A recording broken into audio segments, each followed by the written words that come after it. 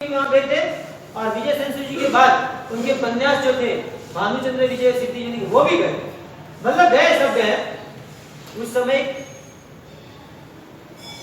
मंत्री था कर्मचंद्र बच्छावत नाम का मंत्री, तो उनके माध्यम से ये जिनचंद्र सूरी जी गए थे और चंपा श्राविका के माध्यम से जगत गुरु हीर सूरी जी मारते थे। दोनों ने प्रतिबोध किया है। और भी आगे थोड़ी बात बताओ तो अबुल फजल नाम का उस समय मंत्री था और अबुल फजल ने अपना एक अबुल फजल नामा ग्रंथ भी लिखा है और आईने अकबरी जो मुस्लिम ग्रंथ है वो भी लिखे हुए हैं।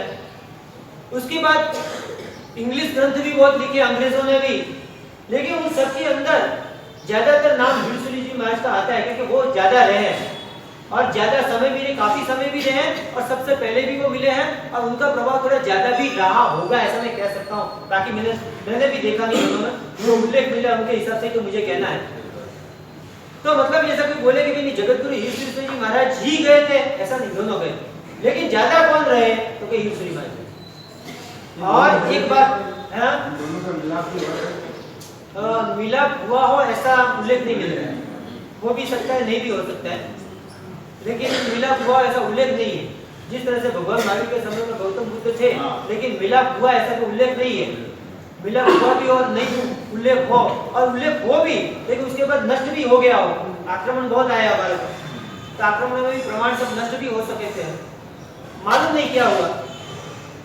और एक बात और कि अकबर के उस समय के उनकी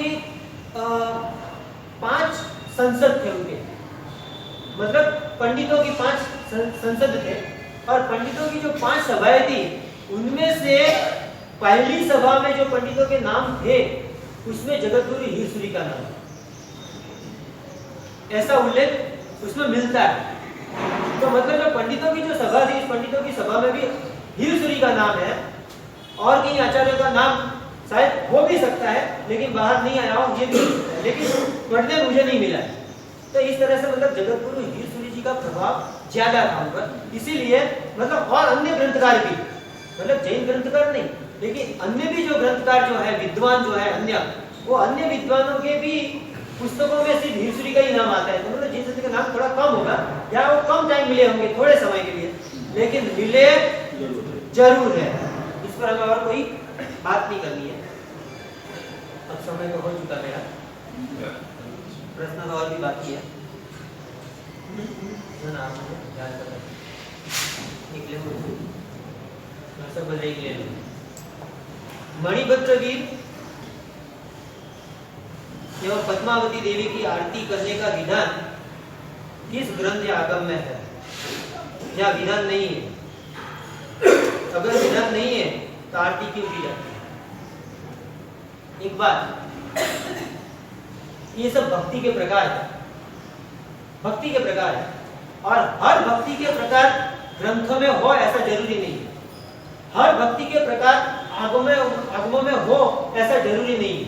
जिस प्रकार से हम आज जो पूजा करते हैं 9 अंगी पूजा और 13 तिलक, एक समय ऐसा भी था 9 अंग और 9 तिलक, 9 अंग और 9 तिलक। कुमारपाल महाराजा, हाँ बता रहा हूँ, उसी के अनुसंधान में बात कर रहा हूँ। कुमारपाल महाराजा ने 9 अंग की पूजा की थी, तो 9 अंग की पूजा 9 रत्न रख के की थी। यदि उसमें 13 तिलक होते तो 13 रत्न रखते, उन्होंने 9 रत्न रखे थे। तो 9 रत्न किस तरह से श्राद्ध विधि में भी एक उल्लेख है और उसमें तो वहां तक उल्लेख है कि 5 या 6 अंग की भी पूजा के विधान है और उसके बाद 9 अंग की पूजा के विधान है और 9 अंग में 9 तिलक की बात है। 2 चरण, अंगूठे, 2 जानु, 4, 2 हाथ, 6, 2 हमें 8 और एक मस्तक, 9 हो गए, बस यही 9। हाँ वो नहीं, वो बाद में आया, लेकिन जो बाद में भी आया वो अप्रमाण नहीं है, एक बार समझ लेना, वो अप्रमाण नहीं है। असडा इंद्र वच्चन गीयत अवारिंति मज्जता आयरणा व्यू आनंती, वो भी ग्रंथ है कि जिस प्रचार का, जिस प्रणालिका का, जिस परंपरा का उस समय के गीतार्थ मुनियों ने विरोध नहीं किया और चलने दिया, वो मान्य है और उसे भी ग्रंथ ही कहते हैं। क्या आयरना जो अणत्ती वो आज्ञा ही है, वो भी परमात्मा की आज्ञा है। मतलब इसलिए मान्य है। हाँ मान्य है, क्योंकि किसी ने विरोध नहीं उठाया, क्योंकि बराबर है, करो, कोई दिक्कत नहीं है।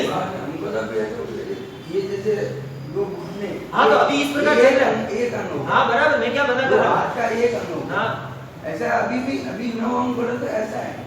हाँ बराबर है, अभी ये एक ही अंग गिना जाता है। हाँ, ये 1 2 3 4 5 6 7 8 और 9।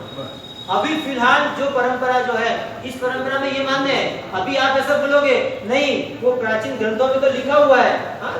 कोई शास्त्रों के आधार पर बोल दे कि नहीं मैं तो इसी तरह से 9 अंग की पूजा करूंगा, तो वो शास्त्र विरुद्ध है, वो ज्ञानी के विरुद्ध है, वो ग्रंथों के विरुद्ध है, वो परंपरा के विरुद्ध है।